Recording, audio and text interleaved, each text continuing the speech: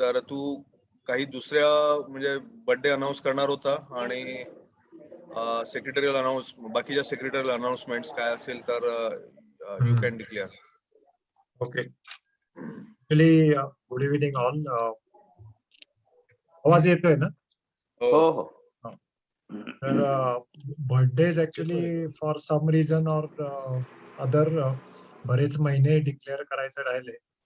तर आता हा जो बॅकलॉग आहे सगळा, तर मे बी आज त्यातले काही मला वाटतं डिसेंबर आणि जानेवारी मधले बर्थडेज आणि वेडिंग अॅनिव्हर्सरीज त्यातले काही मी आज कव्हर करतो. त्यात पहिला आहे राजेश वाडेकर. त्याचा मला वाटतं 14 जानेवारीला होता. ऍक्च्युली बरेच मेंबर्स नाही आहेत ज्यांचे बर्थडेज आहेत किंवा वेडिंग अॅनिव्हर्सरी, पण एनिवे आपण रेकॉर्ड करतोय त्यामुळे पुढे ते ऐकू शकतो. तर राजेश वाडेकर हा एक असा विजडम मेंबर आहे की तो कुठल्याही प्रोजेक्टसाठी किंवा कुठल्याही ऍक्टिव्हिटीसाठी, मग ते सोशल असो स्पोर्ट्स असो, कायम तयार असतो. फक्त त्याला म्हटलं की असा प्लॅन आहे तर तो लगेच म्हणतो की हो मी आहेच तेव्हा. त्यामुळे त्याच्यासाठी बॉडीकडे बघून धर्मेंद्रचं एक गाणं. तो ऍक्च्युली श्रीकांत होता, कारण सारंग आणि तो सोबत आहे. मला असं वाटतं की तो होता, पण तो डिस्कनेक्ट झाला. सारंग पण दिसत नाही आता सध्या. हो ओके. हा. नाहीये. सारंग कोल्हापूरला आहे, राजेश पुण्यात आहे. असं आहे का? अच्छा, तो राजेश पण जाणार होता ना कोल्हापूरला? नाही, तो जाऊन आला. तो आधी गेलेला. अच्छा. ते रेंजचा इश्यू असेल सारंगला. हो, म्हणजे श्रीकांत तुला थोडा 2 मिनिटं थांबत असेल तर राजेशला जॉईन करायला सांगतो, नंतर तू त्याला ऐकू दे काय हो म्हणतो. चालेल.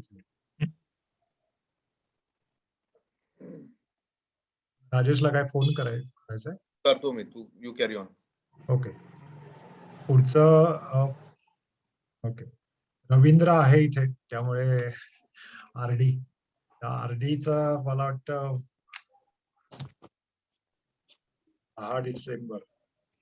10 डिसेंबरला आरडी बर्थडे होता का? Wedding anniversary? वेडिंग अॅनिव्हर्सरी नाहीये. ओके. बर्थडे होता तो 14 होता. ओके. 14 जानेवारी म्हणून. तर आरडीशी बोलताना की बऱ्याच वेळा त्याची जी काही इंटरॅक्शन झाली आहे तर तो बराच बिझी असतो आणि त्याच्यामुळे त्याच्यासाठी हे मराठी गाणं. हो. तो कायम म्हणत असतो की नाही काही माझ्या हातात नाही, काय मी जेव्हा काय होईल तेव्हा आपण भेटू, जेव्हा वेळ असेल तेव्हा किंवा जेव्हा भाग्य असेल तेव्हा. तर त्याच्यासाठी एक लाईन.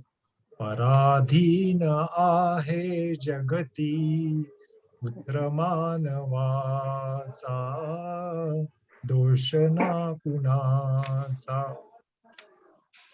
आणि त्याच्यासाठी वेडिंग अॅनिव्हर्सरी केव्हा असते? मी माझ्याकडे डेट नाही. 19 एप्रिल आहे, यायची आज यायची. ओके ठीक आहे, मग मी ते गाणं आत्ता म्हणत नाही. तर येणार आहे का राजेश का बाकीचे?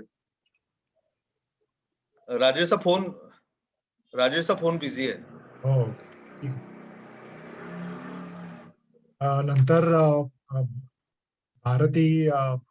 भारती अध्ये, तर ती अॅनेस्थेसिस्ट असल्यामुळे ती कायम बिझी असते. तर तिला कधी विचारलं की काय तुला वेळ आहे का वगैरे, तर ती म्हणते जाने दो मुझे जाना है, हो वादा है जो निभाना है. अनिलीचा तो कौन है वो, तर तो पेशंट असतो बघा त्याला बोल देणे. नंतर राजेशची वाट बघून राजेश म्हणून टाकतो. राजेश म्हणतो तुम पुकार लो तुम्हारा इंतजार है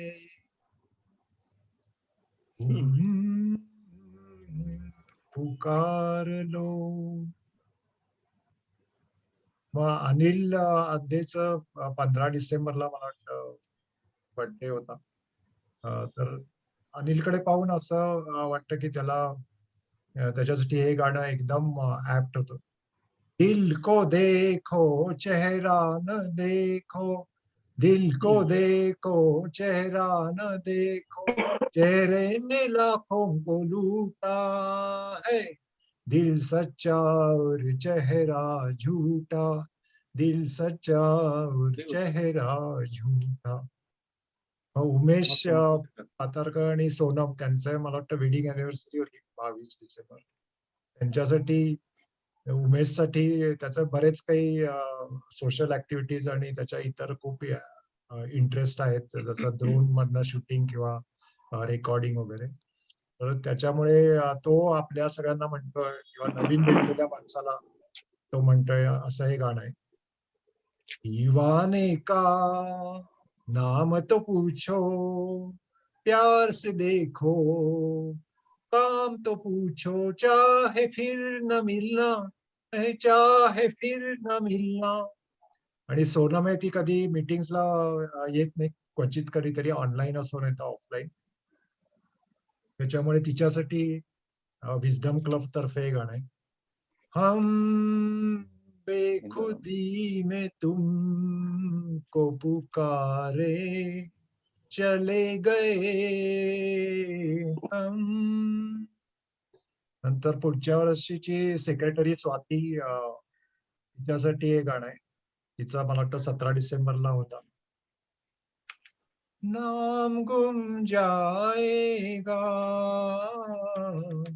चेहरा ये बदल जाएगा, मेरी आवाज ही पहचान है, तर याद रखी.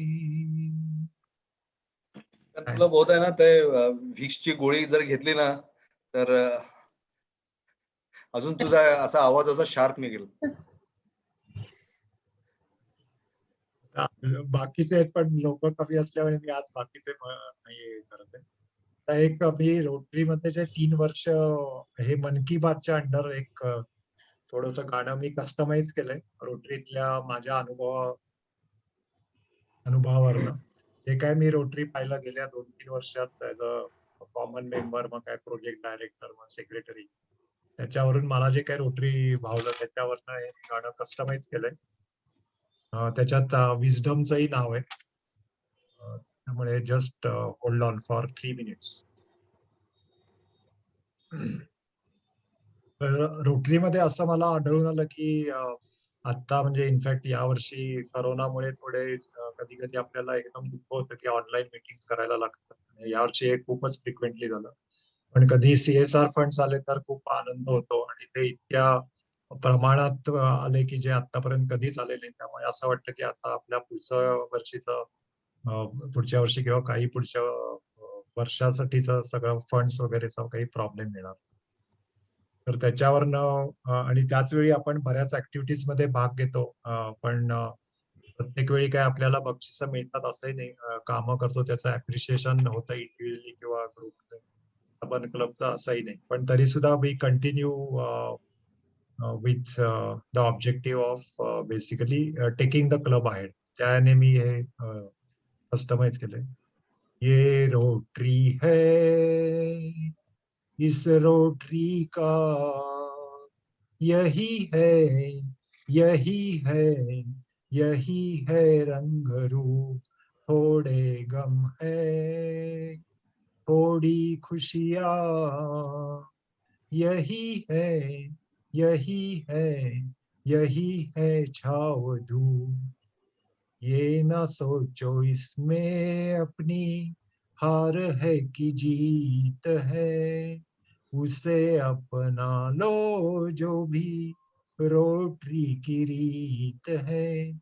ये जिद छोड़ो यूं ना तोड़ो, हर पल एक दर्पण है, ये रोटरी है, इस रोटरी का यही है, यही है, यही है रंग रूप, धन से न दुनिया से, घर से न द्वार से, सांसों की डोर बंधी है विजडम के प्यार से, दुनिया छूटे पर ना टूटे, ये कैसा बंधन है, ये रोटरी है इस रोटरी का, यही है, यही है, यही है रंग रूप. Thank you.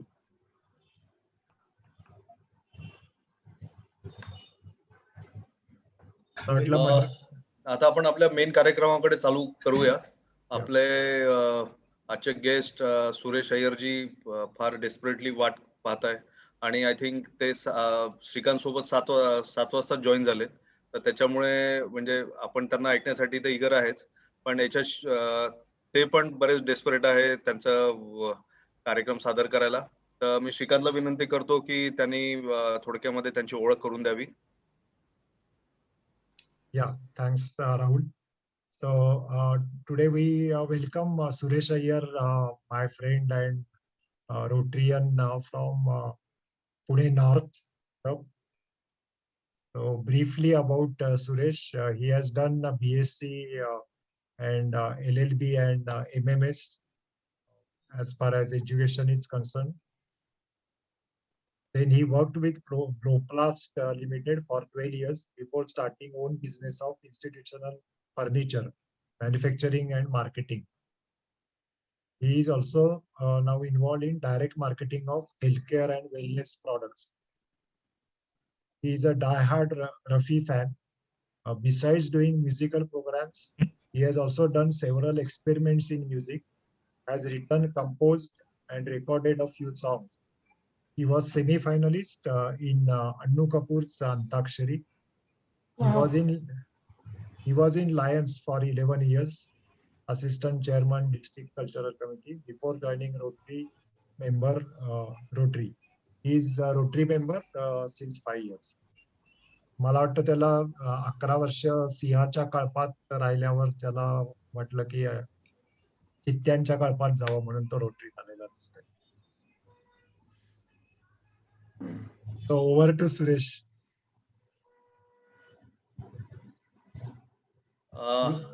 श्रीकांत, त्यांना तू स्पॉटलाइट मध्ये घेऊन घे जर करू शकत असशील तर.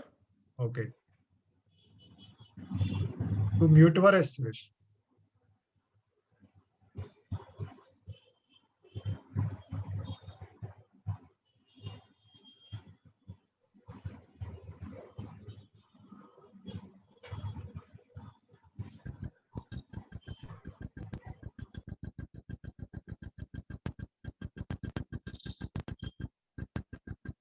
हॅलो, हा चालू करू शकता तुम्ही कार्यक्रम.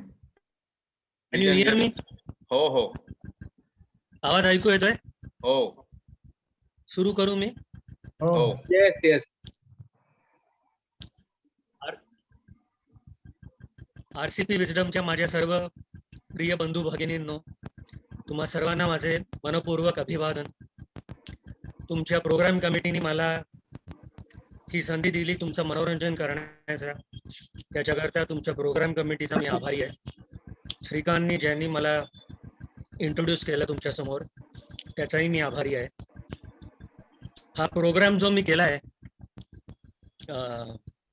बॉलिवूड के सितारे रोटरी में पधारे, हा बेसिकली माझ्या लायन्स मधल्या 11 वर्षाच्या अनुभवावरनं मी जेव्हा जेव्हा वेगवेगळ्या प्रसंगातनं मी गेलो, त्यावेळेला मला काही ना काही गाणी सुचत गेली आणि मी त्याप्रमाणे तो प्रोग्राम केलाय. बेसिक उद्देश हाच आहे की तुमच्या सगळ्यांचं मनोरंजन करणं, हा माझा उद्देश आहे. त्या प्रोसेसमध्ये कोणी दुखवलं गेलं किंवा कोणाला काही त्याच्याबद्दल वाईट वाटलं तर मला प्लीज माफ करा इन ॲडव्हान्स. आणि प्रत्येक पिक्चरच्या सुरुवातीला असं एक हे येतं क्लॅरिफिकेशन की all characters in this film are all fictitious. बरोबर आहे ना? ते जे लिहितात त्याच्यामध्ये, and no resemblance to any characters real or dead is coincidental. माझं एक्झॅक्टली उलट आहे. All characters in this programme are absolutely real. माझ्या अनुभवावरनं मी सांगतोय. आणि any resemblance to any person dead or alive is also not coincidental. It is all real. हा programme आता संपूर्ण गाणी हिंदीत असल्यामुळं मी हिंदीमध्येच बोलीन आणि हिंदीमध्येच ती म्हणेन. त्यामुळं शुरू करेंगे हम लोग. ओके.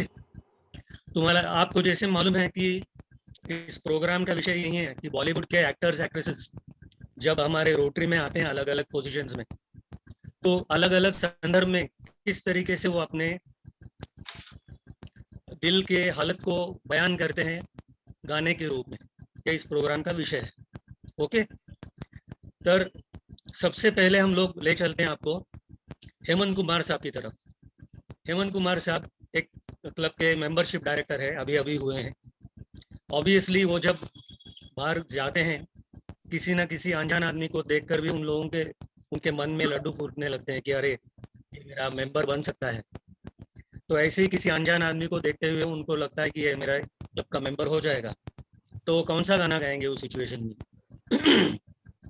न तुम हमें जानो न हम तुम्हें जाने, मगर लगता है कुछ ऐसा मेरा मेंबर मिल गया. उसके बाद वो उस मेंबर को, प्रोस्पेक्टिव मेंबर को अपने क्लब में लेके जाते हैं. क्लब में इंसिडेंटली इसी तरह का एक लाइव प्रोग्राम होते रहता है जिसमें शम्मी कपूर स्टेज में है. वो उस प्रोस्पेक्टिव मेंबर को देखते ही बोलते हैं, अजी ऐसा मौका फिर कहाँ मिलेगा, हमारे जैसा क्लब कहाँ मिलेगा, आओ तुमको दिखलाता हूँ रोटरी की एक रंगीन शाम, देखो देखो देखो देखो देखो एन इवनिंग इन रोटरी. तो ये प्रोस्पेक्टिव मेंबर बोलता है, भैया आप तो बोल रहे थे कि रोटरी काफी बड़ी सेवाभावी संस्था है, अब यहाँ तो आपका एंटरटेनमेंट का प्रोग्राम चल रहा है, ये क्या चक्कर है? तो बोलते हैं कि ऐसा कुछ नहीं है, हम लोग बेसिकली सोसाइटी के लिए ही काम करते हैं.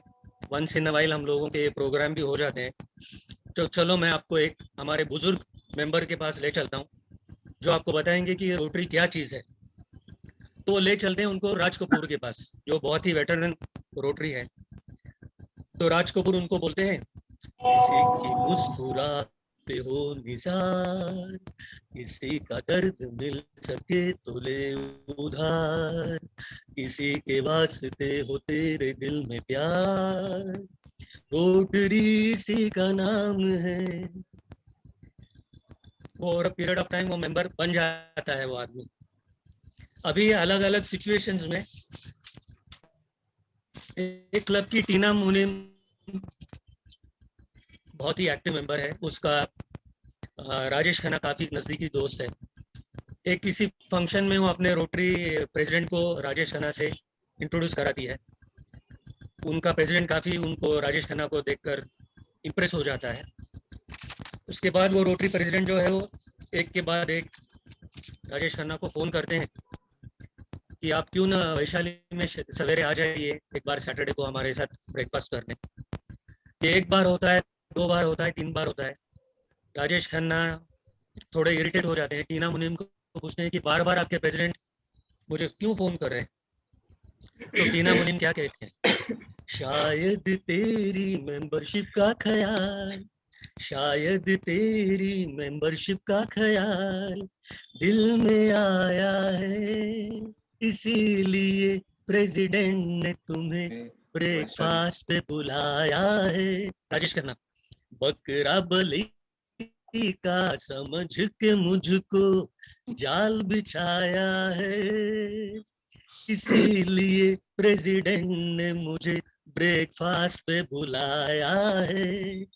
ती म्हणते मग, ठीक तुम 8 बजे वैशाली में आना, मेरे पास बैठ जाना, डरो न शर्माना. राजेश खन्ना, जान मन रोटरी लायंस सबसे हम मिल चुके हैं, इनके तौर तरीकों से हम वाकिफ हो चुके हैं. नहीं नहीं बाबा, मेंबर नहीं बनना. क्यों क्यों, तौबा मेरी तौबा, माफ कर देना, इन्हीं अदाओं पर तो भाया अपना दिल आया है, इसीलिए प्रेसिडेंट ने तुझे ब्रेकफास्ट पे बुलाया है. तुम्हें मेरी कसम आओगे ना? हाँ जरूर आऊंगा. राजेश खन्ना मेंबर होऊन जातो ते. वा वा. आता दुसऱ्या एका क्लबची मजा सांगतो तुम्हाला. अतिशय छोटा क्लब आहे, 10-12 मेंबर्स आहेत, सगळेच्या सगळे प्रेसिडेंट झालेले आहेत, सगळेचे सगळे सेक्रेटरी झालेत. 13वा का 14वा ट्रॅजेडी किंग दिलीप कुमार, जिसका क्लासिफिकेशन आहे प्रोव्हिजन स्टोर्स. त्याला हे लोक मेंबर बनवतात आणि एका वर्षाच्या आत त्याला प्रेसिडेंट बनवतात. तो त्याच्या रिसेप्शनचे जे सूट असतो तो खूप दिवस एका ट्रंक मध्ये पडलेला असतो, तो काढून मस्त ड्राय क्लीन वगैरे करून तो सूट घालून मेंबर्स आपल्या क्लब मीटिंग्स अटेंड करायला लागतात.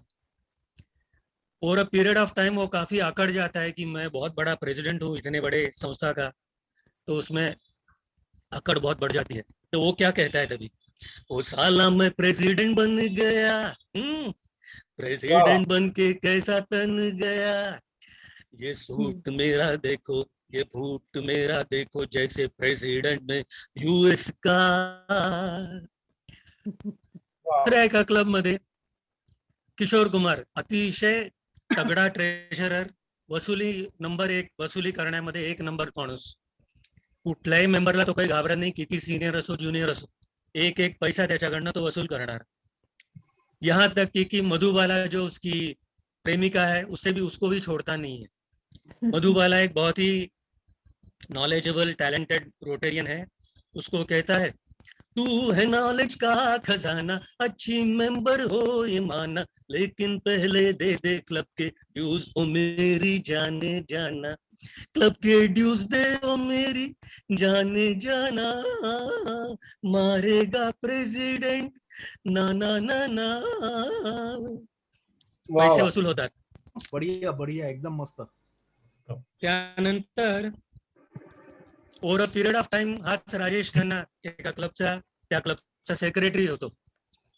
पण त्या क्लबचं इन्सिडेंटली काय होतं की तो जो प्रेसिडेंट आहे तो अतिशय हाय फ्लायर असतो, सगळे मीटिंग्स अटेंड करत असतो, पण सगळीच्या सगळी जबाबदारी राजेश खन्नावर ढकलत असतो. तो बेचारा वो कहीं शूटिंग पे जा नहीं सकता है, घर पे गालियां मिल रही है उसकी बीवी से, रोटरी में दुनिया भर का प्रेशर है, हर आदमी के साथ फॉलो अप करो, लेटर्स लिखो, गिफ्ट्स का बंदोबस्त करो. तो राजेश खन्ना इस सिचुएशन में क्या बोलता है, हमसे क्या भूल हुई जो ये सजा हमको मिली, हमसे क्या भूल हुई जो ये सजा हमको मिली, अब तो साल भर के लिए बंद है दुनिया की गली, हमसे क्या भूल हुई जो ये सजा हमको मिली. मस्त, एकदम आता रिलेव्हंट. पुढे आपण जाऊ अशा एका मेंबर कडे. Can you hear me? Can hear me? होय होय. आता देवानंद एक असा मेंबर आहे की त्याला या क्लब बद्दल, क्लबच्या फ्युचर बद्दल, क्लबच्या मेंबरशिप बद्दल काही चिंता नहीं, काही नहीं. वो एक कोने में कहीं बैठा रहता है सिगरेट पीते हुए. फ्रॉम टाइम टू टाइम वो क्या कहता है, मैं रोटरी का साथ निभाता चला गया, हर फिक्र को धुएं में उड़ा, जो पोस्ट मिली उसी को मुकद्दर समझ लिया, जो पोस्ट मिली उसी को मुकद्दर समझ लिया, मुकद्दर समझ लिया, मुकद्दर समझ लिया, कुछ नाम मिला तो उसको भुलाता चला गया, हर फिक्र को धुएं में उड़ा. आता आपण जाऊ एका इव्हेंटच्या ठिकाणी. रोटरीमध्ये तर तुम्हाला माहित आहे की कुठली अशी काही इव्हेंट झाली तर फेलोशिपच्या शिवाय काही लोकांना करमत नाही. फेलोशिप मध्ये अमिताभ 4-5 लोकांना घेऊन काय म्हणतो, यहाँ 4 यार, जहाँ 4 यार मिल जाए फेलोशिप हो गुजार, जहाँ 4 यार महफिल रंगीन जमे, महफिल रंगीन जमे धूम मचे दौर चले मस्त मस्त नजर देके करे चमत्कार यहाँ चार यार मिल जाए वहीं रात हो गुजार यहाँ चार यार. आता याच्यामध्ये असल्या इव्हेंट्स मध्ये काय होतं की या फेलोशिपच्या ह्याच्यामध्ये 2 सिनियर मेंबर्स, आणि हा ऍक्च्युली हा प्रसंग मी बघितलाय माझ्या डोळ्यांनी म्हणून मी तुमच्या समोर शेअर करतोय. 2 सिनियर मेंबर्सची त्या फेलोशिपच्या प्रोसेसमध्ये तू व्हायला लागते, भांडणं सुरू होतात. सगळे ज्युनियर मेंबर्स बघतायत की एवढे सिनियर लोक एक दुसऱ्यांबरोबर भांडतायत फालतू विषयावर. ते बघून रणधीर कपूर आणि शत्रुघ्न सिन्हा ते काय म्हणतात, अरे प्यार का समय कम है यहाँ लड़ते हैं लोग कैसे वहाँ क्यों मेरे यार मैंने भी आज क्या बात कही दे डाली जो भी करे प्यार मैं उसका यार गलत मुझे ना समझना मैं तो यहाँ आया हूँ मिलन के लिए मैं सुबह शाम सबका गुलाम इतना मगर याद रखना बुरा हूँ मैं बस दुश्मन के लिए उल्फत के जो प्यासे हो तुम चाहत का फिर मैं भी सवाली प्यार का समय कम है जहाँ लड़ते हैं लोग कैसे वहाँ क्यों मेरे यार मैंने भी आज क्या बात कही दे ताली. टाळ्या वाजवा प्लीज. आता डिस्ट्रिक्ट कॉन्फरन्स मध्ये काय होतं की डिस्ट्रिक्ट गव्हर्नर जे असतात ते त्यांच्या जवळच्या क्लब्सच्या मेंबर्सना, जवळच्या मित्रमंडळींना वर्षभर राबवत होतो माणूस, आणि त्या लोकांकडनं मॅक्झिमम काम करून घेतात ती लोक. तर अशाच एका डिस्ट्रिक्ट मध्ये अमिताभ बच्चन हा त्या डिस्ट्रिक्ट गव्हर्नरचा खास मित्र, आणि अमिताभला भरपूर हे डिस्ट्रिक्ट गव्हर्नर पळवत असत इकडं तिकडं. तर अमिताभ डिस्ट्रिक्ट गव्हर्नरला जो त्यांच्या जवळचा मित्र आहे त्याला बघून काय म्हणतो, दीजी मेरे कब तक मुझे ऐसे ही दौड़ाओगे मैं भी तुम्हें ऐसे दौड़ाऊं जब तुम पीडीजी बन जाओगे एक दिन आएगा मैं डीजी बन जाऊंगा मैं भी तुम्हें ऐसे दौड़ाऊं जब तुम पीडीजी बन जाओगे.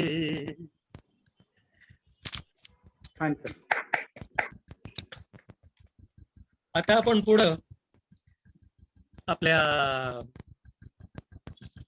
अवॉर्ड सेरेमनी जेव्हा असतो त्याच्यामध्ये काय गमत होते की देवानंद आता अतिशय सिन्सिअरली काम करतायत. वर्षभर त्यांनी त्यांच्या मित्राकरता खूप काम केलेलं आहे. अनफॉर्च्युनेटली त्या अवॉर्ड सेरेमनी मध्ये जेवढी त्यांना किंमत द्यायला पाहिजे होती देवानंदला ती त्या प्रेसिडेंट कडनं मिळत नाही फॉर सम रिझन अदर. तर देवानंदला या सिच्युएशन मध्ये खूप वाईट वाटतं. तर ते काय म्हणतात, क्या से क्या हो गया बेवफा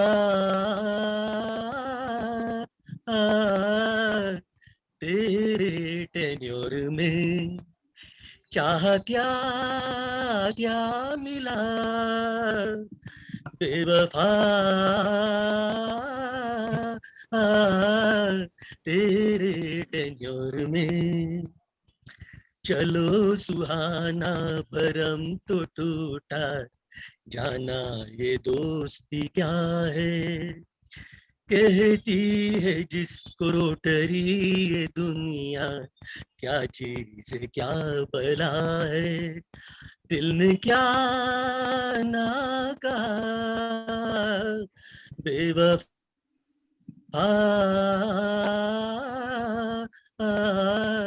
तेरे टेन्योर में. असेच अजून एक विक्टिम असतात मनोज कुमार. मनोज कुमारचं असंच होतं की त्यांनी भरपूर काम केलेलं असतं आणि अवॉर्ड नाईटच्या वेळेला त्यांना जेवढ्या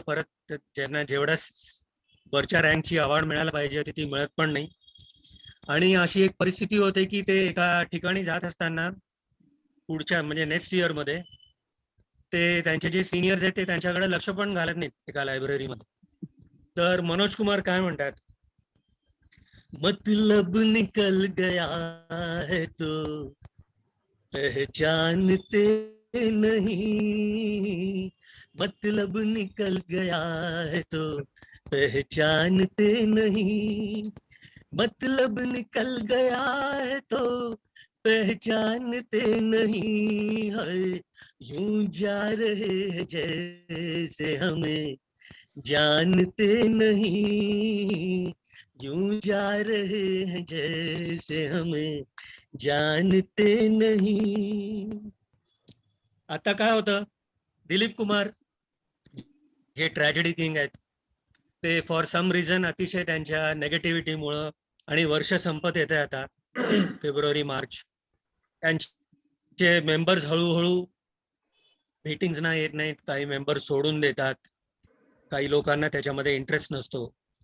तर दिलीप कुमार फार परेशान होतात की अरे मी इतकी मेहनत केलेली आहे आणि एवढं करून पण माझ्या ह्याचं काही मेंबर लोक त्याचा मला किंमत देत नाहीयेत.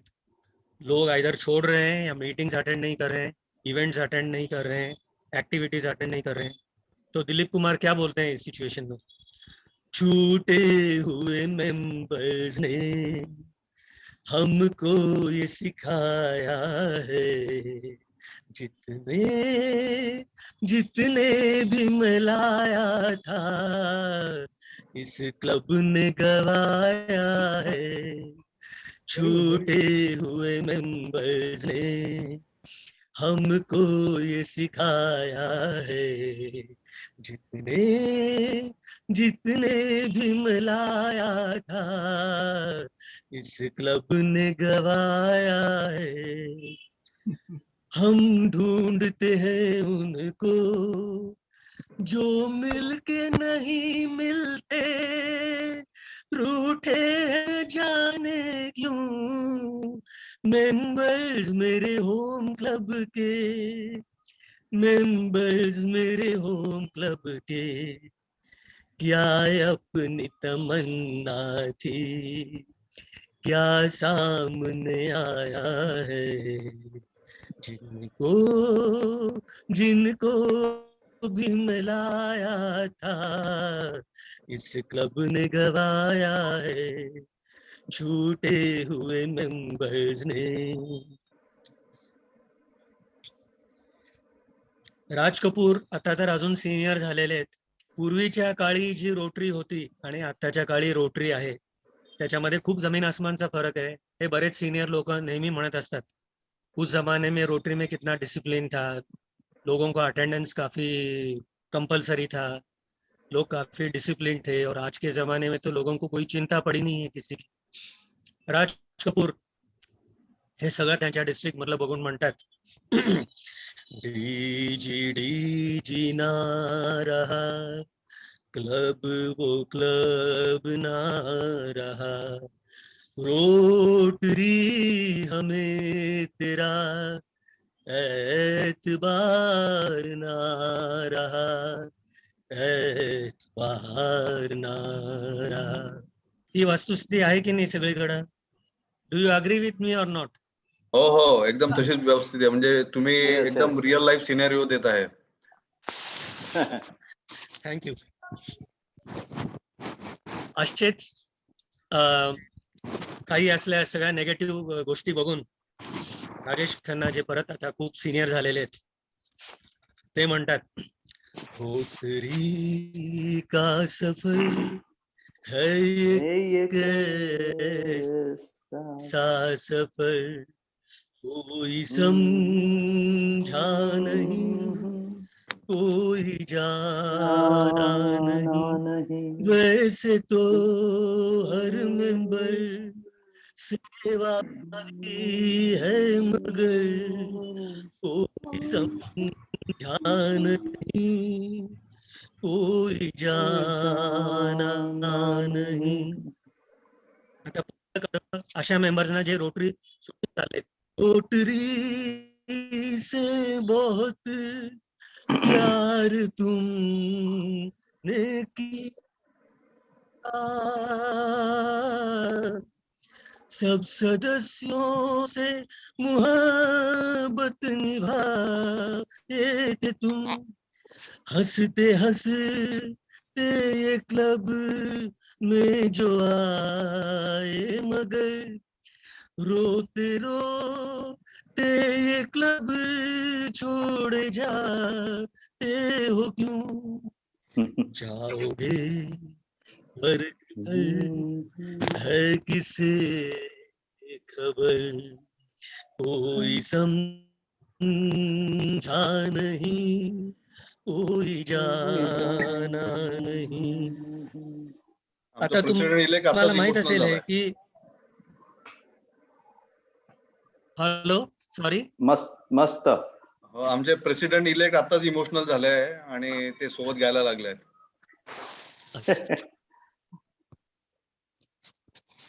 सुरेश मस्त. नाही छान Thank you, झालं, thank you. छान चाललंय. आता रोटरीमध्ये आपण नेहमी बघतो की 80-20 principal applies. 20% of the people do 80% of the work in Rotary, and this happens in any organization. 20% of our products give 80% of sale. सगळीकडे हा रूल जो आहे तो लागू होतो. तर अमिताभच्या क्लबमध्ये असंच असतं की किरकोळ काही मेंबर्सच मॅक्झिमम करत असतात आणि अमिताभ त्यांना रेग्युलरली मोटिवेट करत असतो. तर ह्या परिस्थितीत तो काय म्हणतो, रोटरी मिलके चलाएंगे, हाले दिल गा के सुनाएंगे, हम 7-8 सदस्य हैं, इस समाज को बेहतरीन बनाएंगे, रोटरी मिलके चलाएंगे, हाले दिल गा के सुनाएंगे, हम 7-8 सदस्य हैं, इस समाज को बेहतरीन बनाएंगे. किशोर छान कुमार सुरेश मस्त रे. मस्त म्हणतो की हे सगळे आपण एगो प्रॉब्लेम धरून घेतो. थँक्यू. प्रत्येक माणूस स्वतःचा एगो धरून चालतो. प्रत्येक माणसाला स्वतःच्या ह्याचं क्रेडिट लागतं, दुसऱ्यांना तो क्रेडिट देत नाही. तर why should we involve in all this? Ultimately every Rotarian is a Rotarian, whether is a district governor, AG, president, any member for that matter. Everybody is doing social service in zone way. त्यामुळे ह्याच्यामध्ये भेदभाव किंवा मी district governor आहे, मी president आहे असं करण्यात काही अर्थ नाहीये. शेवटी ही जी टेन्युअर असते ती 1 वर्षाची असते. त्या टेन्युअर मध्ये जेवढं काम असेल तेवढा तो माणूस करतो. तर शेवटी किशोर कुमार म्हणतो, प्यार बांटते चलो, प्यार बांटते चलो, प्यार बांटते चलो, प्यार बांटते चलो, क्या डीजी प्रेसिडेंट हम सब है सेवा भावी, प्यार बांटते चलो, प्यार बांटते चलो, क्या डीजी क्या प्रेसिडेंट हम सब है सेवा भावी, प्यार बांटते चलो, प्यार बांटते चलो. Thank you very much. मस्त. इस गाने से मस्त एकदम. के साथ लोग प्रोग्राम को अंतिम विराम देते हैं. Okay. Thank Suresh you ji very बहुत मच. बढ़िया. मस्त कार्यक्रम झाला. बहुत ही सुंदर और बहुत ही बढ़िया हुआ. हमारे आगे होने Thank वाले you. प्रेसिडेंट हेमंत पुराणिक बहुत इमोशनल हो गए. साथ ही में जो हमारे पास्ट प्रेसिडेंट है अशोक जी लेले एंड शायद रोहित जी भी दिख नहीं रहे, पर वो भी मुझे और नंदू जी राइट, मुझे गारंटी है कि ये पक्का इमोशनल हुए होंगे और उनके बीते हुए दिन उनके याद आए होंगे. हमारे सेक्रेटरी को काफी हिंट मिल गई है अभी आपके प्रोग्राम से, और मेरे ख्याल से वो भी अभी चार्ज होके आएंगे अभी. अरे सुरेश, तू अजून काहीतरी ते एक्सपेरिमेंट करतोस ना, 5 मिनिटात काय ऐकायचं तुम्हाला? हा, 5 मिनिटं आहेत. ऐकायचंय का ते? हो नक्कीच. बर, ठीक आहे. मी वेगवेगळ्या ऍक्च्युली मला म्युझिकचं भयानक वेड आहे. त्याच्यामुळे मी इनफॅक्ट स्ट्रेस फ्री असतो. किती माझ्यावर टेन्शन असेल तरी संगीताच्या माझ्या आवडीमुळे माझा संपूर्ण स्ट्रेस मी बस्ट करू शकतो. दिवस रात्र माझं 24/7 काही ना काही मी ऐकत असतो गाणी वगैरे. तर जुनी गाणी ॲज यू नो की मला खूप आवडतात. तर तुम्हाला 2 गाणी मी आधी गाऊन दाखवतो. दोन्ही रफी साहेबांनी गायली आहेत. दोन्हींचं संगीत जे आहे ते ओ.पी. नय्यरनी दिलेलं आहे आणि एकामध्ये शम्मी कपूर आहेत, दुसऱ्यामध्ये विश्वजित आहेत. दोन्ही पिक्चर मध्ये तो जो हिरो आहे तो आपल्या लाईफ पार्टनरला शोधण्याकरता चाललेला आहे, अशी ती सीन आहे. तर ती दोन्ही मी गाणी ऐकवतो. मग त्याच्यातली मजा काय ती मी सांगतो तुम्हाला. गाण्यांची सगळ्यांना आवड आहे ना? हो हो ठीक मला ऐकायला आहे, म्हणता येत नाही. आहे. पहिलं गाणं आहे विश्वजितच्या वर पिक्चराइज केलेलं. पुकारता आहा. चला हूं मैं गली गली गली. बहार की बसे जुल्फ की बस एक निगाह प्यार की पुकारता चला हूं मैं. ठीक आहे. दुसरं गाणं आहे हो शम्मी कपूर. जवानी आए मस्त मस्त बिन पिए जलाती चल रही है राह में दिए न जाने इनमें किसके वास्ते न जाने इनमें कौन है मेरे लिए मेरे लिए मेरे लिए मेरे लिए. आता पुकारता चला म्हणायचं मी कडवं म्हणेन, पण तेव्हा त्याच्यात काय गंमत होती ती बघा. पुकारता चला हूं मैं जवानी आई मस्त मस्त बिन पिए जलाती चल रही है राह में दिए न जाने इनमें किसके वास्ते हूं मैं न जाने इनमें कौन है मेरे लिए पुकारता चला हूं मैं गली गली बहार की बस एक जुल्फ की बस एक निगाह प्यार की पुकारता चला हूं मैं. त्याच्यात काय होतं ऍक्च्युली, जवानी आहे मस्त मस्त बिनतीचे जे वर्ड्स आहेत ते पुकारता चला हूं मैच्या अंतर्याच्या कंपोजिशन मध्ये मी संपूर्ण ते तसंच्या तसं बसवलंय. त्याच्यात मी बसवलंय म्हणजे माझं काही क्रेडिट नाहीये.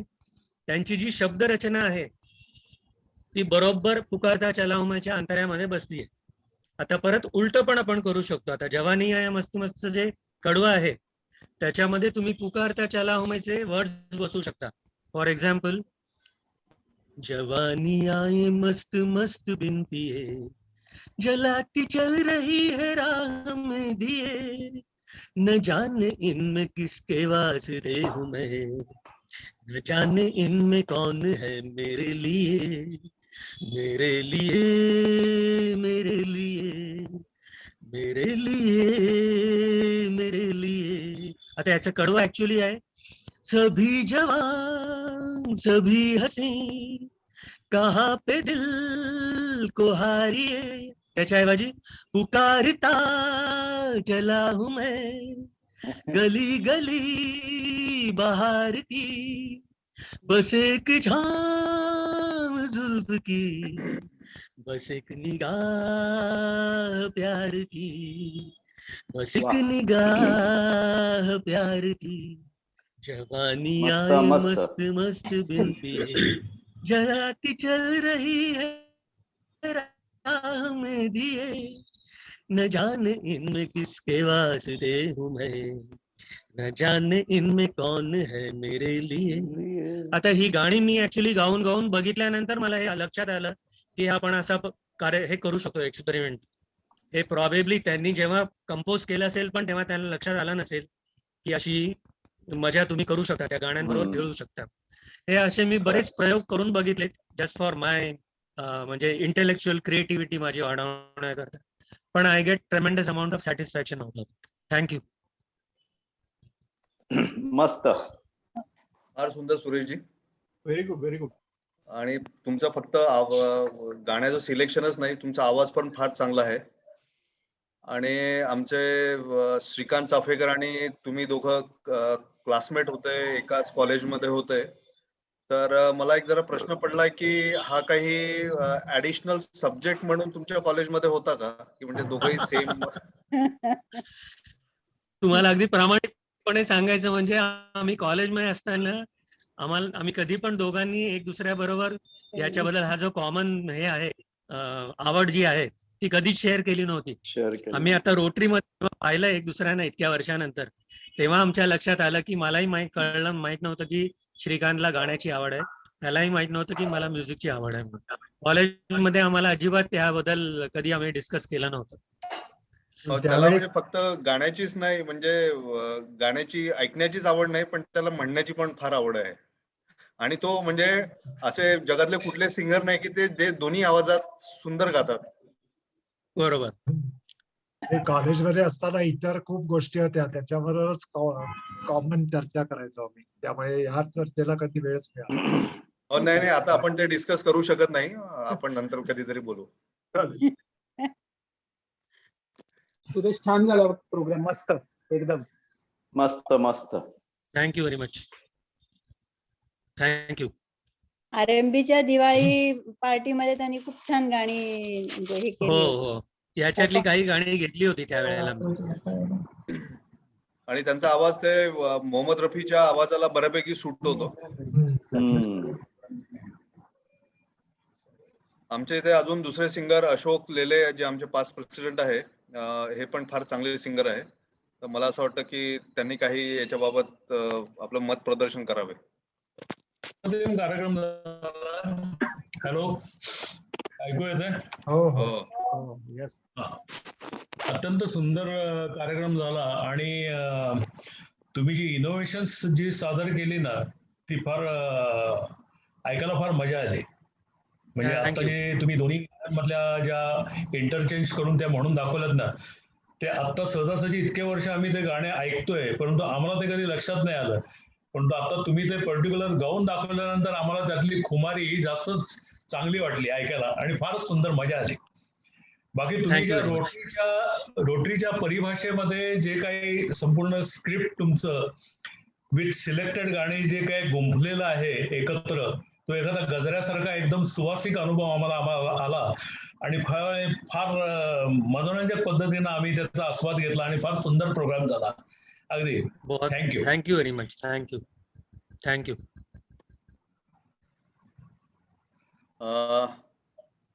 जयश्री, तू व्होट ऑफ थँक्स देणार आहे ना? हो हो हो हो, प्लीज. सुरेश अय्यर म्हणजे काय म्हणतात ना, हार्डकोर रोटरियन आणि हॅपी आणि हॅपनिंग पर्सनॅलिटी आहेत. त्यांनी जे पहिल्या सेशन मध्ये घेतलं की बॉलिवूड वरती रोटरीचं जे सगळं बसवलं त्यांनी, ते तर खूप आपल्याला विचार करण्यासारखा विषय आहे तो, आणि विचार करायला भाग पडण्यासारखा विषय आहे. म्हणजे होऊन गेलेले प्रेसिडेंट किंवा सेक्रेटरी वगैरे आत्ताचे किंवा पुढे होणारे, ह्या सगळ्यांना एकत्रपणे काम करायला लावणार आणि त्या विषयावर विचार करणाऱ्यासारखं त्यांनी ते प्रोग्राम सादर केला आहे. आणि दुसरा जो सेकंड पार्ट केलाय त्यांनी, ते तर खूपच छान आहे. ते क्रिएटिव्हिटीज आहे त्यांची, की जुने गाण्यांचं ते तसं बसून हे केलेलं आहे. आणि खूप चांगला म्हणजे कार्यक्रम आज त्यांनी रोटरीसाठी, आमच्या विजडमसाठी सादर केलाय. धन्यवाद सर, थँक्यू. परत पुढे कधीतरी फिजिकली जेव्हा चालू होईल तेव्हा तुमचा मिमिक्रीचा कार्यक्रम पण ऐकायची आमची इच्छा असेल. धन्यवाद.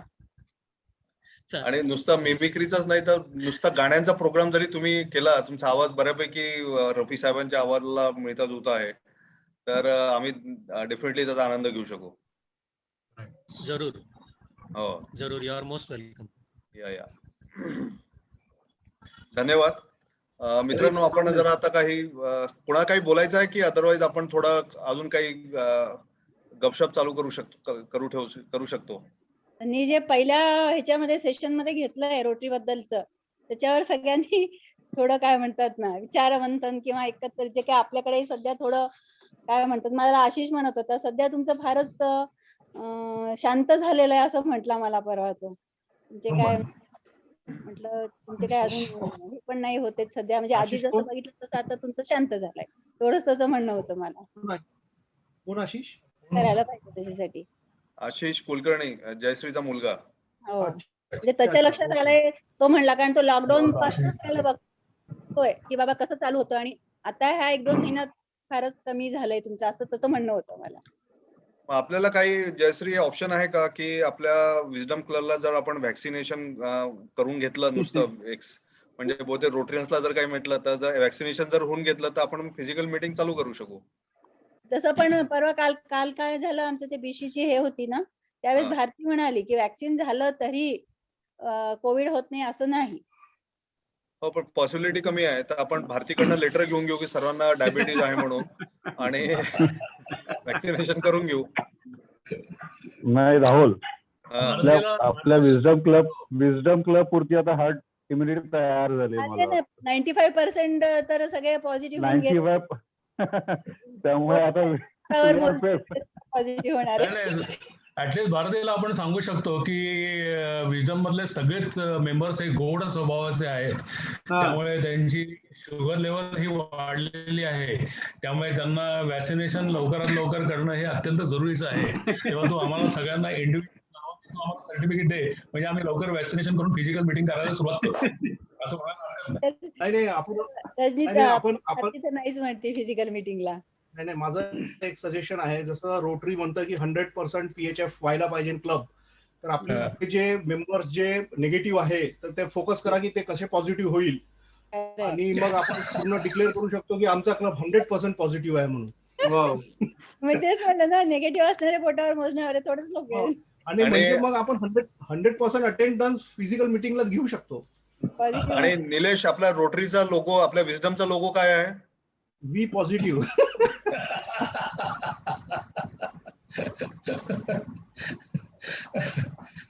आणि आपल्याला तशी व्हॅक्सिनेशनची गरज नाहीच आहे, कारण ऑलरेडी 90% लोक पॉझिटिव्ह होऊन गेलेले आहेत. आपण हे व्हॅक्सिन बाटल्यांच्या थ्रू घेतो.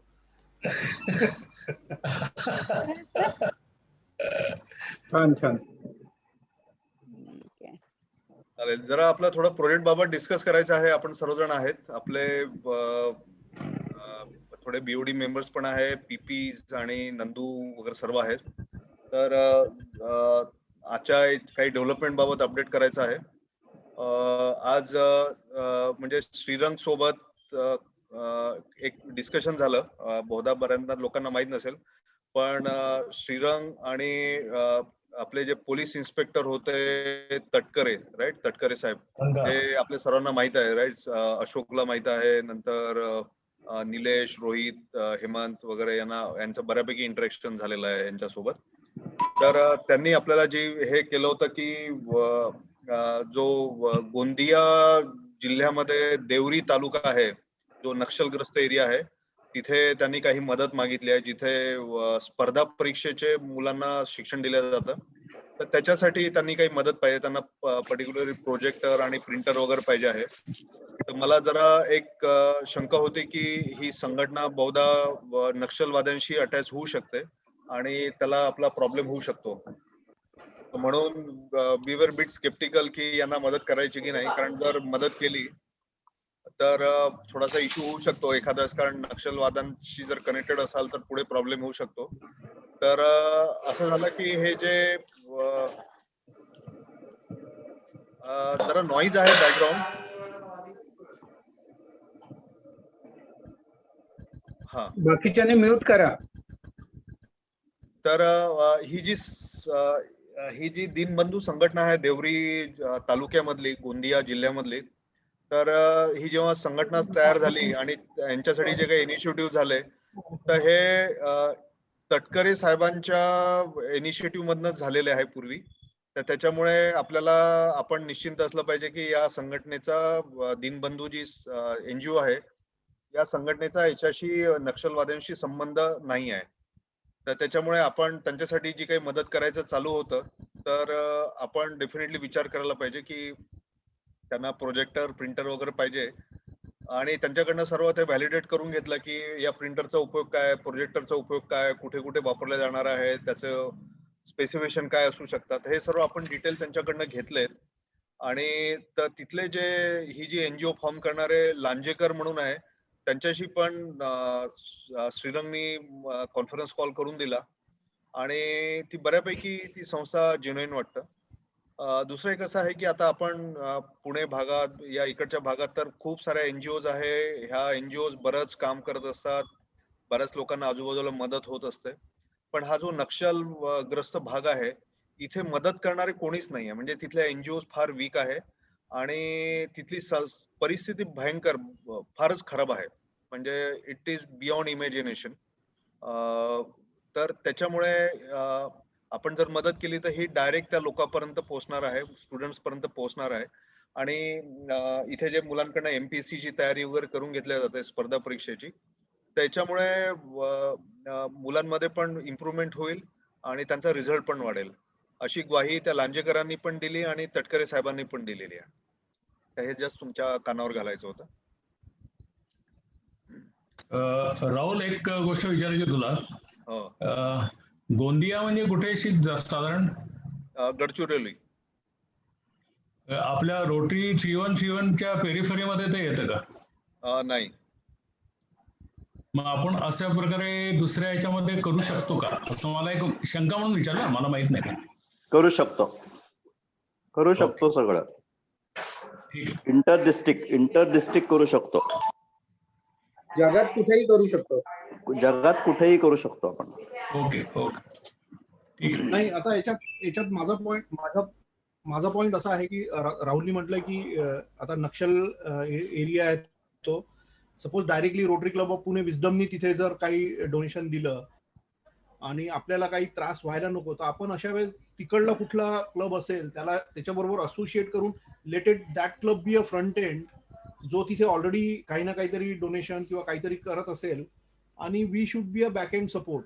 म्हणजे डायरेक्टली आपलं नाव. अरे असं काही नाही होत. नाही, this is a good suggestion. कारण हा सिनर्जी प्रोजेक्ट सुद्धा होऊ शकतो 2 क्लबनी असोसिएट करून, जर समजा तो केला तर. असं काही होत नाही असं नाही, असं होऊ शकतं.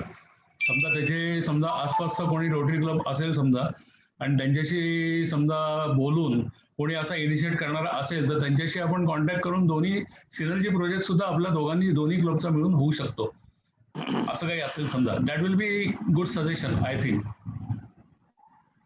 मला असं वाटतं की हा एरिया खूपच बॅकवर्ड आहे. रोटरी तिथे असेल की नाही मला थोडा डाऊट आहे. आपण तरी विचारणा करू तिथे, त्याचा काही प्रॉब्लेम नाही. आपण तिथे लांजेकर साहेबांशी बोलून ती विचारणा करू तिथे. आणि दुसरं एक असं होतं की as far as the doubt goes, तर ऍक्च्युअली ही जी एनजीओ तयार केली आहे ना, ही तटकरे साहेबच त्याच्यामध्ये इन्व्हॉल्व्ह होते. त्यांनी डिटेलमध्ये सांगितलं की त्यांचा उद्देश काय होता. म्हणजे ते काही इनिशिएटिव्ह, त्यांचा मेन इनिशिएटिव्ह नव्हता, तिथले जे काही कार्यकर्ते आहेत त्यांनी इनिशिएटिव्ह घेतलेला. त्यांनी हे पण सांगितलं, जो कार्यकर्ता आहे त्याचं तिथे कापडाचं दुकान आहे आणि तिथे तो असे त्यांनी ही संस्था तयार केली आहे. आणि याच्याशिवाय फक्त मुलांसाठी MP स्पर्धा परीक्षेच्या मुलांसाठी तेवढ्यासाठी नाही, तर आजूबाजूच्या गावांमध्ये ते आपलं हे मधुमक्खी पालन, बकरी पालन याच्या बाबतही ते ट्रेनिंग देतात आजूबाजूला. तर ते म्हणाले की त्याच्यासाठी पण त्यांना तो प्रोजेक्टर हवा आहे, म्हणजे जेणेकरून ते ट्रेनिंग देण्यासाठी तो प्रोजेक्टर इकडे तिकडे घेऊन जाऊ शकेल. तर मी तर हे आता, अशोक तुला बहुधा माहित नसेल कारण तू युवेर ऑन ट्रॅव्हल, पण हे 15 दिवसापूर्वीच प्रपोजल आलेलं होतं आणि आपल्या क्लबमध्ये चर्चा केली होती आणि हे नक्षलवाद्यांचा जरा भाग वाटला होता. तर म्हणून श्रीरंगनी तटकरे साहेबांशी बोलणं करून दिलं. तटकरे साहेबांची आता ट्रान्सफर झाली आहे, ते फरासखाना पोलीस स्टेशन मध्ये आहे. पण याच्यापूर्वी 3 वर्ष he was on deputation at this Gondia, Deori तालुक्यामध्ये. तर त्याच्यामुळे त्याचा काही मला प्रॉब्लेम वाटत नाही. तर असं आहे. प्रॉब्लेम असंच काही नाही, करायला काही हरकत नाही. पण तो एक दोन क्लबला असोसिएट, दुसऱ्या क्लबला असोसिएट केलं तर एक सिनर्जी प्रोजेक्ट होऊ शकतो. असं नाही तर मग करायला काही आपण चेक करू तो पॉसिबिलिटी, काही प्रॉब्लेम नाही, माहिती काढूया. रोटरी क्लब ऑफ नागपूर जे आहे ना, नागपूरवरनं गोंदिया एकदम जवळ आहे. तेच मला म्हणायचं. बरोबर. ऍक्च्युली असा कुठला क्लब की जो त्याच्या जवळ आहे, जर तिथे अगदी गोंदियात नसेल तर जसा नागपूरचा आहे तसं, कारण त्यांना तिथे जाऊन बघता येईल काय डेव्हलपमेंट, इथून आपण जायला. राहुल, तुझ्या नागपूरमध्ये ओळखी असतील किंवा निलेशच्या पण ओळखी असतील, तिथे तुम्ही जज करू शकाल की कुठला क्लब त्याच्या असोसिएटेड आहे, तर त्यांना इन्व्हॉल्व्ह करून घेऊन हा एक सिनर्जी प्रोजेक्ट ऍडिशनल आपला होऊ शकतो. That is additional. आपण ज्या प्रोजेक्ट मध्ये आपल्याकरता मार्किंग सिस्टीमला सुद्धा तो बेनिफिट होऊ शकतो आणि एक प्रोजेक्ट पण होऊ शकतो. प्रोजेक्ट नो डाऊट चांगला आहे, प्रोजेक्ट करायला काहीच हरकत नाही, सगळ्यांना उपयोग होईल. जिथे प्रॉपरली आपल्याला रोटरीचा जो विषय आहे तो सफल होईल. याही अँगलनी जर विचार केला तर अजून कोणी कुठल्या दुसऱ्या क्लबला इन्व्हॉल्व्ह करून घेतलं जवळपासच्या, तर तो एक सिनर्जी प्रोजेक्ट पण होईल आणि ते जवळपास असल्यामुळे काही व्हिजिट करण्याच्या दृष्टीने किंवा हे सुद्धा त्यांच्यातली लोक ते डेप्युट करून ते व्हिजिट करू शकतील आणि आपल्याला पिक्चर क्लिअर होईल असं मला वाटतं. बरोबर आहे. आणि हे सप्लाय करण्याच्या दृष्टीने आपल्याला तसं ते तिथलं नागपूरचं कोणी लागेलच, कारण काय आपण तर इथून प्रोक्युअर करून तिथे पाठवू शकत नाही. तर त्याच क्लबला तिथे प्रोक्युअर करायला सांगायचं नागपूरमध्ये. That would be better. तेच करायला काहीच हरकत नाही. 101% चांगला आहे प्रोजेक्ट. परंतु तिथल्या जवळपासच्या नागपूरच्या वेळेला कोणीही असेल, म्हणजे नागपूरपासून गोंदिया अगदीच जवळ आहे, काही प्रॉब्लेमच नाही. आणि अजून 2 गोष्टी होत्या. मी I will just take another 5 minutes. कोणाचा फोन वाजतो?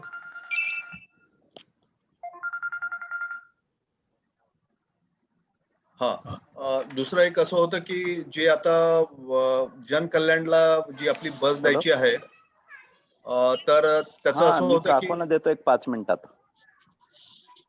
हेमंत, हा बोल. म्यूट कर. हो, केला. तर जनकल्याणला जी आपण बस द्यायचं ठरलेलं आहे, मेडिकल इक्विपमेंट, तर उद्या याच्या संदर्भात मीटिंग आहे. ही जी ब्लड बँकेची साठी जी बस आहे याची साधारण किंमत 30 लाखाच्या जवळपास एस्टिमेट आहे. उद्या हे बस तयार करणारे जे व्हेंडर आहे ते उद्या जनकल्याणमध्ये येणार आहे 12-12:30च्या दरम्यान. ज्यांनी शक्य असेल त्यांनी तिथे यावे. डॉक्टर अतुल कुलकर्णी जे डायरेक्टर आहे ते आपल्याला फोन करणार आहे. ते आले की ते म्हणाले तुम्ही 12-12:30ला या, पण मी म्हटलं ते जे व्हेंडर आहे जो बस प्रोव्हाइड करणार आहे तो सातारावरून येतो, त्याच्यामुळे थोडं वेळेमध्ये कमी जास्त होऊ शकतं. तर ते म्हणाले मी तुम्हाला अर्धा तास अगोदर फोन करतो ते पोहोचायच्या अगोदर, तर तुम्ही अर्धा तासात या. तर ज्यांना शक्य असेल त्यांनी या. आणि इथे कसं आहे की ही बसची आपल्याला 20 लाख व्हल्कन देणार आहे, ज्याच्यापैकी 10 लाख आता देणार आहे लगेच पुढच्या 2 दिवसामध्ये, आणि त्याच्या पुढचे 10 लाख आपल्याला एप्रिलमध्ये देणार आहे. तर ते म्हणाले की मी म्हटलं त्यांना की तुम्ही सर्वच पैसे द्या ना, पूर्णच पैसे द्या, एक बस तुमच्या नावाने होऊन जाईल. पण त्यांचा एक स्टँड असा आहे की जे काही आपण काम करतो त्याच्यात ज्याला आपण देतो त्यांचं पण कॉन्ट्रीब्युशन असलं पाहिजे. म्हणून त्यांचा उद्देश असं नाही की ते 30 लाख देऊ शकत नाही, अशातली गोष्ट नाहीये, पण त्यांचं असं म्हणणं आहे की त्यांनी पण काहीतरी कॉन्ट्रीब्युट करायला पाहिजे. तर म्हणून म्हटलं करेक्ट आहे. म्हणून डॉक्टर अतुल कुलकर्णींशी बोलणं झालं आणि ते म्हणाले की हो आम्ही 10 लाखाची अरेंजमेंट करू. तर ते म्हणाले एक तर आम्ही त्याच्यासाठी डोनर शोधू किंवा म्हणजे त्यांच्याकडे आहे डोनर, किंवा अदरवाईज आमच्या पैशातून देऊ, नंतर आम्ही ते पैसे डोनर कडनं वळते करून घेऊ. आता ते म्हणाले की तो जो ऍडिशनल थर्ड डोनर असेल त्याचंही बहुधा त्यांनी जर म्हटलं तर बसवर नाव टाकावं लागेल, म्हणजे विजडम, व्हल्कन आणि तिसरा डोनर असंही नाव येऊ शकतं बसवर. हरकत नाही. आपला त्यातनं पर्पज सर्व होते आणि चांगलं काम होतंय. That is good. हो. आणि एक आपल्याला असं आहे की रत्नाकर बागुलचा काल फोन आला होता, काल परवा. तर तो म्हणाला अरे तू ग्लोबल ग्रँड प्रोजेक्ट करत नाहीये का? तर मी म्हटलं नाही, मला अर्धेच पैसे मिळाले शाळेसाठी, जे आपल्या शाळेसाठी आता पैसे मिळाले ना 14.25 लाख 14 लाख रुपये. तर मी त्याला म्हटलं की ते पैसे आम्ही त्यांना अर्जंट आहे म्हणून करतो. पण ते म्हणाले 14 लाख मध्ये तसंही ग्लोबल ग्रँड होत नाही, वेगळे $30,000 असायला पाहिजे. तर मग आता आपल्याला हे जे पैसे मिळणार आहे राईट या बस साठीचे, राईट, हे 10-20 lakh, it is almost 20 lakhs, right. 20 lakh म्हणजे $30,000 झाले. तर आपण हे पैसे घेऊन ग्लोबल ग्रँड प्रोजेक्ट करूया. चालेल. पुढच्या 10, पण तो म्हणतो की तुमच्या अकाउंट मध्ये पैसे असले पाहिजे. तर मी त्याला म्हणतो बाबा पैसे आहे माझ्याकडे, तू कर ग्लोबल ग्रँड, राईट. तर फक्त एक कसं होतं की हे $30,000 ट्रान्सफर करून द्यावं लागतात त्यांना, आणि नंतर मग ते त्याच्यात $6,000 ऍड करतात साधारणतः. तर नंदू तुझं सजेशन पाहिजे आहे की यांचं असं म्हणणं आहे की हे $30,000 आम्हाला अगोदर ट्रान्सफर करायचे आणि नंतर आम्ही ग्लोबल ग्रँट अप्रूव्ह करून देऊ. आता असं तर होणार नाही की आपण ते $30,000 दिले त्यांना पैसे देऊन दिले फाउंडेशनला आणि $30,000 आपल्याला $36,000 मिळाले पाहिजे. ते काही मिळाले नाही. म्हणजे $30,000 गेले आणि $6,000 गेले आणि $30,000 गेले, असं व्हायला नको. नंदू म्यूट ते कन्फर्म करून घ्या. कन्फर्म पण, केलंय तसं. काही वेळा हे प्रॉब्लेम होऊ शकतात. डीजीशी स्पेसिफिकली बोलून घेऊन करणं केव्हाही चांगलं होईल. कारण की डिसिजन कोणाच्या हातात किती आहेत हे जरा त्याचा अभ्यास करायला लागेल. राहुल, आता तू म्हणतोस तो प्रॉब्लेम येऊ शकतो. मला गॅरंटी कशाचीच वाटत नाही. हा नाही, घरकानं गाठका होईल तू म्हणतोस तसं ते. हे पण नाही व्हायचा, तो प्रोजेक्ट पण व्हायचा नाही आणि काही प्रॉब्लेम होऊ शकतात. ते एकदा क्लिअर केलं, कारण त्यांच्यातच काही वेळेला म्हणजे कम्युनिकेशन नाहीये म्हणा किंवा वेगवेगळी उत्तरं तुला मिळत असतील. तुला आता कल्पना आहे त्याची. बरोबर. राहुल, मला तरी असं वाटतं की पास्ट एक्सपिरियन्स आपला फार सुंदर एक्सपिरियन्स आहे. हॅपी स्कूलच्या वेळेला ग्लोबल ग्रँडच्या दृष्टिकोनातून जे काही झालं आपण, तो जो एक्सपिरियन्स आपल्याला मिळाला आपल्या आधीच्या लोकांकडनं, तर त्याच्यावरनं आपण जरा विचार करून, कारण हे काय होईल, मटेरियलाइज होईल. कारण एकदा त्याची ते फॉर्मॅलिटी, त्याची कागदपत्र, त्याचं हे सगळं पेपरवर एवढं जबरदस्त आहे की आपल्या वेळेमध्ये आपलं काम व्हायला पाहिजे आणि वेळेमध्ये त्यांना जी आवश्यकता आहे व्हॅनची, ती वेळेमध्ये व्हायला पाहिजे. आणि त्याच्यामध्ये आपण तर याच्यासाठी असं आहे, जस्ट टू इंटरप्ट, राईट, की कारण हे बससाठी काय तसा काही प्रॉब्लेम नाही, वेळेचं बंधन नाही आहे. कारण ते 2-4 महिने वाट पाहू शकतात. तर म्हणून म्हटलं की आपल्याला जर वेळ. हा बोल. हेमंत, टेन्युअर संपेपर्यंत ग्लोबल ग्रँट होऊ शकणार नाही. तू बघून घे. क्वचितच एखादा माणूस असतो की तो एका वर्षात ग्लोबल ग्रँट करतो. नाही तर कुठल्याही ग्लोबल ग्रँडला साधारण 1-1.5 वर्ष कमीत कमी जातं. आता हे म्हणतात की जो फॉरेन पार्टनर आहे हा नोशनल पार्टनर असेल, म्हणजे तो काही ग्रँट देणार नाही. याच्यामध्ये फक्त जे डीडीएफ आहे, फॉर्मॅलिटीज खूप खूप खूप असतात. म्हणजे थोड्या थोडक्या नाहीत. हे असतं पेपर वर्कच, पण खूप मोठा गट्टा असतो. त्याच माहिती वेगवेगळ्या यानं हे करतात. दरवेळी त्याच्या परमिशन, हे याच्यात वेळ जाऊ शकतो. करायला काही हरकत नाही. म्हणजे पंकजशी बोलून बघू आपण, राहुल पाहिजे बोलून बघ, पण खूप फॉर्मॅलिटीज असतात. माझं पेपरवर कम्प्लीट करता दमछाक होते. म्हणजे हा म्हणतो ते बरोबर आहे. हेमंतचं वर्ष संपेस्तोपर्यंत होऊ शकते, हे सुद्धा मी 101% सांगू शकत नाही की बरोबर. त्यातनं तू एकदा निलेश बोल.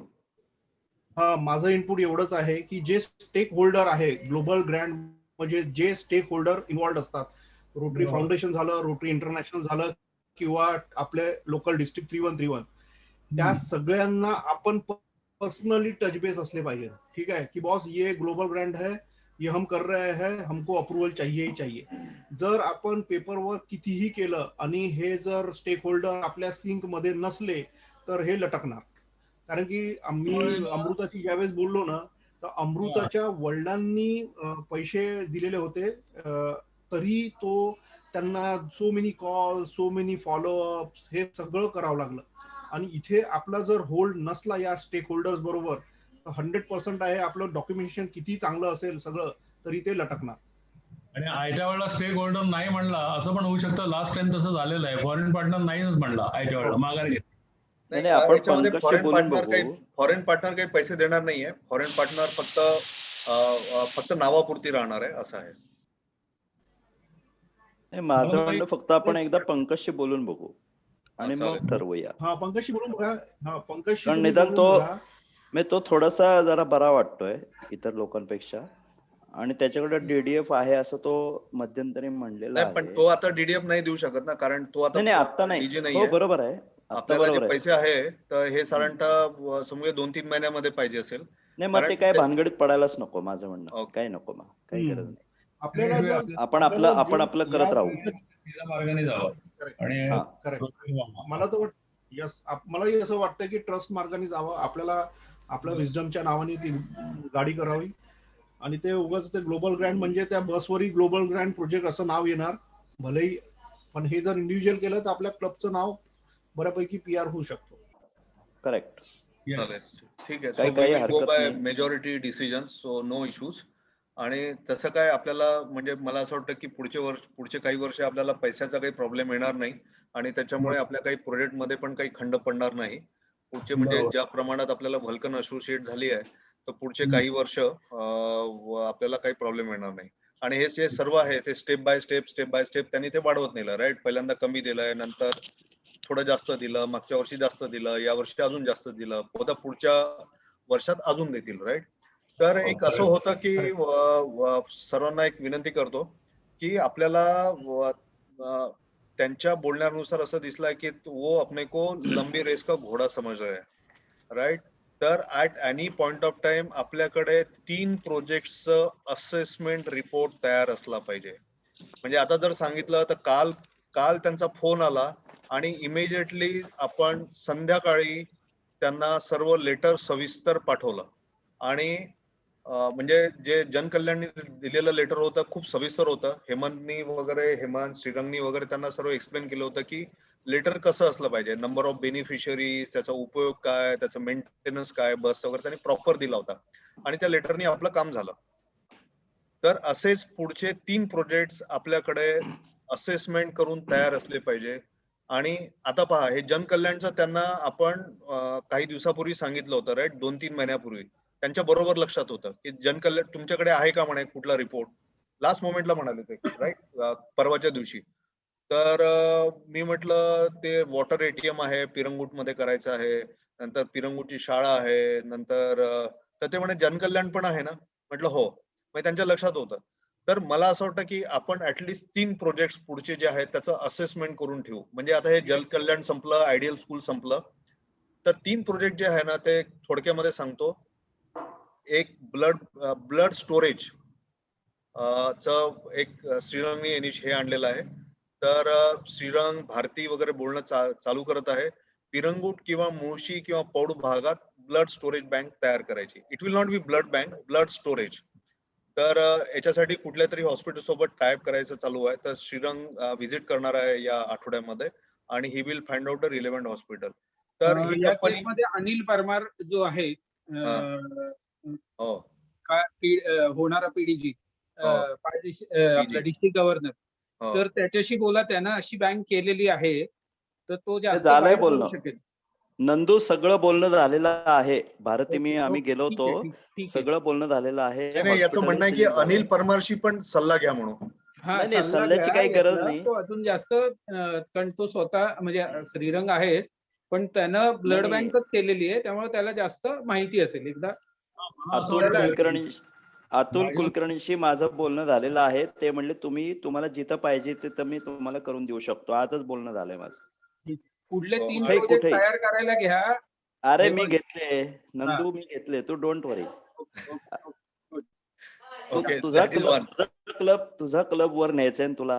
अरे तुझा नाही, आपला क्लब. हा बरं, आपला. नाही, तुला सांगायच्या वेळेस तुझा म्हणायचा, सर्वांना सांगायचं तुझा म्हणजे समजून जातो. आपला क्लब. आपला येस नक्की. ओके. दुसरं एक ते सांगायचं होतं, ते घोटावडे फाट्याचं तर इट इज रूल्ड आउट. ते सांगितलं तुम्हाला, राईट? घोटावडे फाटा डेव्हलपमेंट ते काही फिजिबल नाहीये, कारण तसाही तिथे हायवे वगैरे मोठा होणार आहे. तर त्याच्यामुळे आणि तसंही तिथे सिग्नल आणि दुसरं सिग्नल सिस्टीम नाही करतायत, कारण रोड नॅरो आहे. तिकडून येणार आहे, हिंजेवडी तिकडून येणार आहे. तर हेमंत आणि आम्ही गेलो होतो, किशोर जकाते वगैरे, तर तिथे काही आपण काम करू शकत नाही आणि तिथल्या लोकांनी पण सांगितलं तिथे काही फिजिबल नाही आहे म्हणून. तर दुसरं असं आहे, मी तिथे वॉटर एटीएम पाहिलं. तर अशोक, तू नव्हता, तर तुला जस्ट टू इन्फॉर्म यू, तिथे जवळपास आम्ही तिथल्या काही लिडरशी बोलणं झालं, तर तिथली पाण्याची स्थिती फार भयंकर आहे. पाणी एखाद्या वेळेस मिळतंही पण आजूबाजूच्या गावांमध्ये प्रचंड दूषित पाणी असतं, पर्टिक्युलरली उन्हाळ्यामध्ये आणि पावसाळ्यामध्ये. तर तिथे पिरंगुट चौकातच वॉटर एटीएम